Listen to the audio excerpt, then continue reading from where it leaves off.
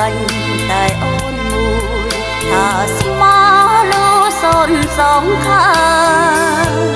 អីលើជីវ៉ារៀបការគូថ្មីមករឹងយ៉ាងណា